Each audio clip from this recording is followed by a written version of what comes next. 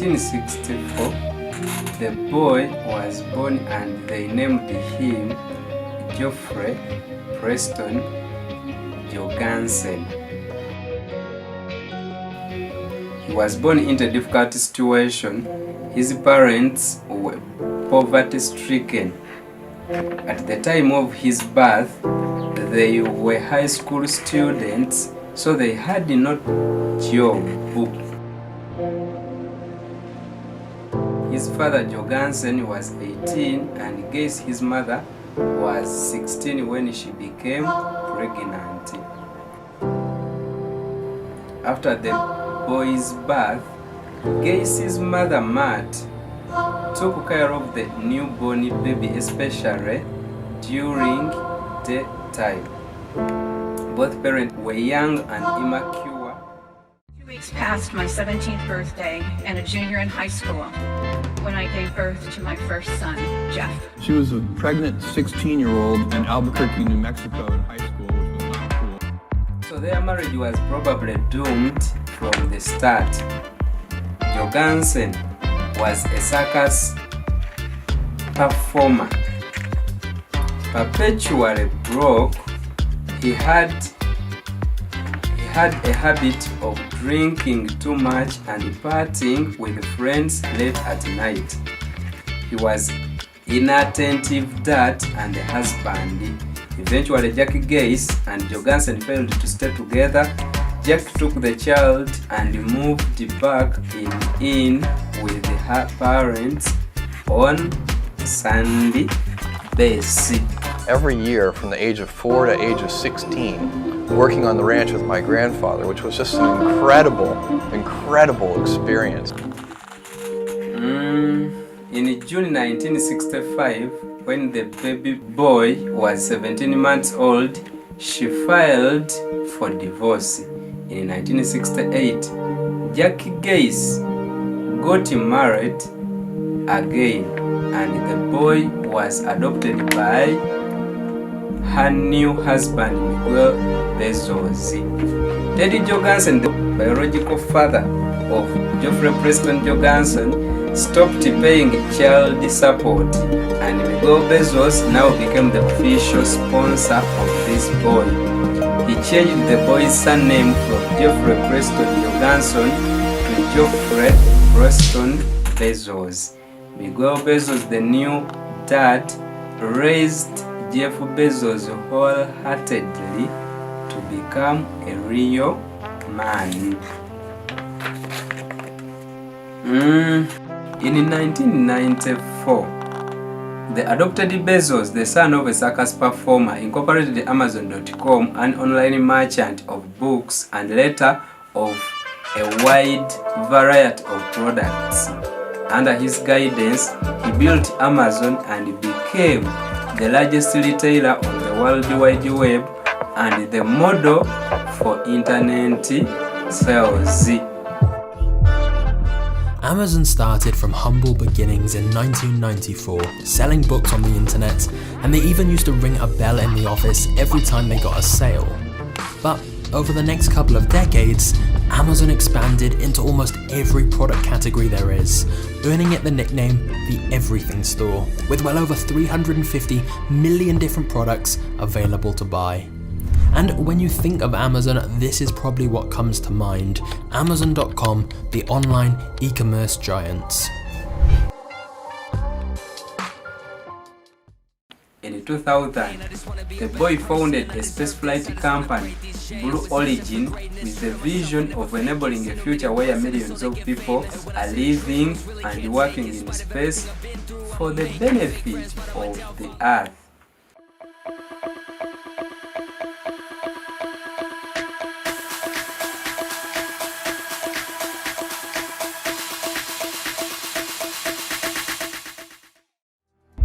It's time to go back to the moon, this time to stay.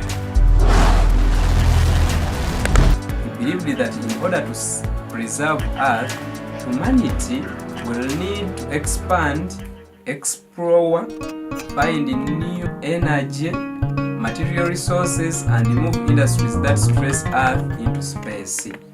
Today, Blue Origin is working on this. by developing partially and fully usable launch vehicles that are safe, low cost, and serve the needs of all civil, commercial, and defense customers. It did not stop there. In 2013, the Amazon boss bought the Washington Post, and within 3 years, the paper had doubled its web traffic and struggled in the wake of the financial crisis. Everybody is watching what you do at the Washington Post. Yes. You bought the newspaper out of your personal funds. It's not an Amazon project. Correct. What are you doing? Well, I didn't seek to buy the Washington Post. I've known Don Graham for many years. Earlier this year, Don, through an intermediary, approached me and said, you know, would you be interested in buying the Washington Post? And I was very surprised. And my first question was, why would I even be a logical buyer? I mean, I don't know anything about the news business. I said, I don't understand why I would be good at this. Don thought that, because the newspaper business is being so disrupted by the internet, that somebody who had a lot of internet knowledge and technology knowledge could actually be very helpful. And you believe that? To the Post. I eventually came to believe that after having multiple conversations with Don. In 2018, a boy born into a poverty-stricken family, Bezos dragged himself out of the gutter to become the wealthiest person in the world.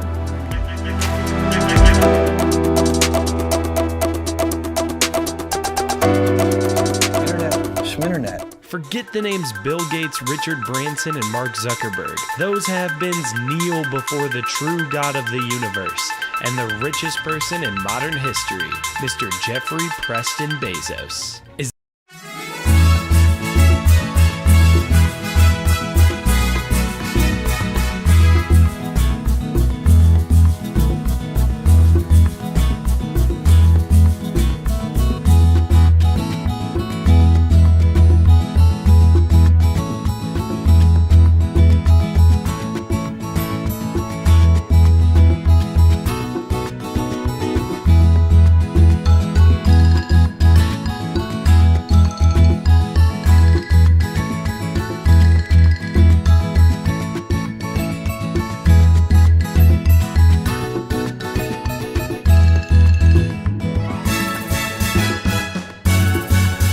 This came as a result of Amazon's soaring stock price. It was during this time when his net worth doubled, jumping from $81.5 billion in 2017 to $160 billion the following year. As of today, the guy is number 2 on the Forbes billionaire list. Did you know most of us were born and raised like this boy? Come from poor families. Our parents were not prepared enough to bring us on earth. Aren't you surprised to find out that most of us are not as successful as this man? Well, most of us know clearly that a person to become successful, it's not about where he or she comes from. It's not about the school she went to or the skin color, but our habits, the friends we connect with, the desire to succeed, etc. Among the habits one needs to succeed, it is this one which is important than others, and that is the reading habit. If we encounter a man of rare intellect, we should ask him what books he reads. Ralph Waldo Emerson. Reading is super important. I found it really fulfilling in my life. And Warren Buffett says that he spends 5 to 6 hours a day reading 5 newspapers. Bill Gates reads about 50 books a year. Mark Zuckerberg says that he reads books to learn. Oprah calls reading her personal path to freedom. Mark Cuban says that he reads to learn about new industries. Now this is going to tell me how old you are. If you remember the Britannica Encyclopedia, Elon Musk said that he read that by the time he was 9 in total. One, Phil Knight, the CEO of Nike, said that he kept his library so sacred. But on average today, I read about 3 to 4 books a week. That's my average, because leaders are readers and readers are... I wanted us to look at the reading list of Jeff Bezos. I believe the books this guy read is the reason why he was able to generate all these billion-dollar ideas. I also believe that if we read the materials he consumed years back, we can learn something which can help us too in our journey to wealth. Bezos' list comprised of 12 self-help books.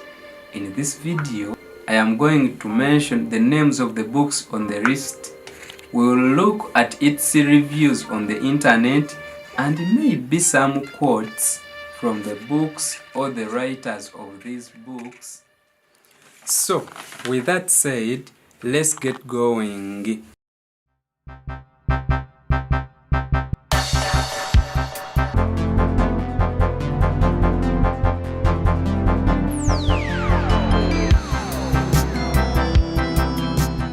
Book number 1. The Black Swan, The Impact of the Highly Improbable. This is a 2007 book written by a former options manager, Nicholas Taleb. The Black Swan focuses on the extreme impact of rare and unpredictable outlier events and the human tendencies to find simplistic explanations for these events retrospectively. Taleb has referred to the book as an essay or a narrative with one single idea: our blindness with respect to randomness, particularly large deviations. The book moves from literary subjects in the beginning to science and mathematical subjects in the later portions. I can summarize this book in 2 words: shit happens. Actually, I should be more fair since the author spent 300 pages laying out his beliefs and arguing his conclusions. The real summary of this book should be: shit happens more often than you think. I do recommend this for the ideas. It is worth a read or skim for anyone interested in statistics, economics, managing money, or just generally intellectually curious. It's called RMN. And lastly, elegant, stuttering, and universal in its applications, The Black Swan will change the way you look at the world. Taleb is a vast entertaining writer with wit, irreverence, and unusual stories to tell. He has a polymathic command of subjects ranging from cognitive science to business to probability theory. The Black Swan is a landmark book, itself a swan. Book number 2. Data-driven marketing. The 15 metrics everyone in marketing should know, by Mark Jeffrey. This book was named Best Marketing Book of 2011 by the American Marketing Association. In the new era of tight marketing budgets, no organization can continue to spend on marketing without knowing what's working and what's wasted. Data-driven marketing improves efficiency and effectiveness of marketing expenditures across the spectrum of marketing activities, from branding and awareness, trail and loyalty, to new product launch and internet marketing. This book explains clearly how to use data-driven marketing to deliver return on marketing investment in any organization. I think everyone needs this book, don't you? Book number 3. Lean Thinking. Banish waste and create wealth in your organization, by James P. Womack and Daniel T. Jones. The authors claim to show how lean thinking with a new definition of value can breathe life into a company or any economic activity, doubling productivity and sales, risk stabilizing employment, by providing a step-by-step plan on in-depth studies of 50 lean companies around the world. Book number 4, The Goal, a process of ongoing improvement by L. Goldratt and Jeff Cox. In this book, there is this guy called Alex Lego. Alex Lego is a hurried plant manager working ever more desperately to try improve on performance. His factory is heading for a disaster. So is his marriage. He has only 90 days to save his plant, or it will be closed by corporate AQQ with hundreds of job losses. It takes a chance meeting with a professor from student days, Jonah, to help him break out of conventional ways of thinking and see what needs to be done. The story of Alex Lego's fight to save his company is more than compulsing reading. It contains a serious message for all managers in industry and explains the ideas which underline the theory of constraints developed by Goldratt. This is a book to recommend to all your friends, even your bosses, but not to your competitors. Am I clear? Not to your competitors. It is said that this book, The Goal, was a Bible. Was a Bible for Jeff Wilke and the team that fixed Amazon's fulfillment networks. Book number 5, A Mythical Man Month, 1975, written by Frederick P. Brooks.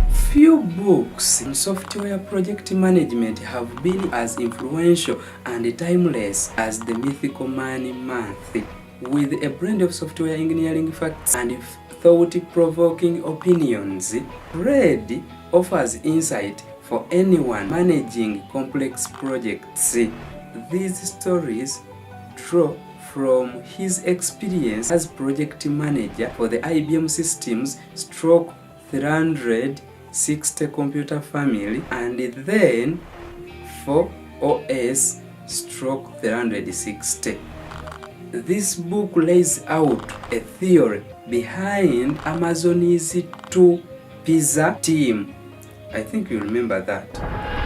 Book number 6, Creation, Life and How to Make It, by Steve Grundy. Working mostly alone, almost single-handedly writing 250,000 lines of computer code, Steve Grundy produced Creatures, a revolutionary computer game that allowed players to create living beings complete with brain, genes, and hormonal systems, creatures that would live and breed in real time on an ordinary desktop computer. Enormously successful, the game inevitably raises a question: what is artificial intelligence? In this book, a chance for the devoted fan and the simply curious onlooker to see the world from the perspective of an original philosopher, engineer, and intellectual maverick, Steve Grundy proposes an answer. This book, Creation, was influential in the creation of Amazon Web Services that popularized the notion of the cloud. I'm more than excited to tell you book number 7, The Remains of the Day, a tragic spiritual portrait of a perfect English butler and his reaction to his fading insular world in post-war England. A wonderful, wonderful, wonderful book which was written in 1989 by Kazuo Ishiguro. It was written by Kazuo Ishiguro. Hardest name pronounced. Kazuo Ishiguro. It seems like he's from the Banyankole tribe. Maybe the writer is from the Banyankole tribe. But anyway, Bezos says that this is his favorite novel. You've got to read it. You've got to read it, I tell you. Book number 8, The Innovator's Dilemma, which was written in 1997 by Clayton Christensen. In this revolutionary bestseller, innovation expert Clayton says outstanding companies can do everything right and still lose their market leadership, or worse, disappear altogether. And not only does he prove this right, but he tells others how to avoid similar fate. This book also facilitated the creation of the Kindle and Amazon Web Services. Book number 9. The book is called Good to Great: Why Some Companies Make the Leap and Others Don't. Written in 2001 by Jim Corrine. Corrine briefed Amazon executives on his seminal management book before its publication. Companies must confront the brutal facts of their business, find out what they are uniquely good at, and master their flywheel, in which each part of the business reinforces and accelerates the other part. That is book number 9. Let's go straight to book number 10. Memos from the Chairman. A collection of memos to employees by the chairman of the now defunct investment bank Bear Stearns. This book was written by Alan C. Greenberg in 1997. No, 1996. In his memos, Alan C. Greenberg is constantly restating the bank's core values, especially modesty and frugality. His reputation of wisdom from a fictional philosopher presages Amazon's annual recycling of its original 1997 letter to shareholders. This book was read by everyone in business world except you. Why don't you read this book? Please, after watching this video, go and get this book. You will thank me later. Book number 11. This book is all about entrepreneurship, risk-taking, hard work, and knowing where you want to go, and being willing to do what it takes to get there. And it's all about believing in your idea, even when some other folks don't. And it's all about sticking at your guns. And the book is called Made in America. This book was written in 1992 by Sam Walton himself and the guy called Johnny Hayes. In his book, Sam Walton explains clearly the principles of discount retailing and his core principles of frugality and a bias of action, a willingness to try a lot of things and make mistakes. Jeff Bezos included both in Amazon's core values. And lastly, it is called Built to Last.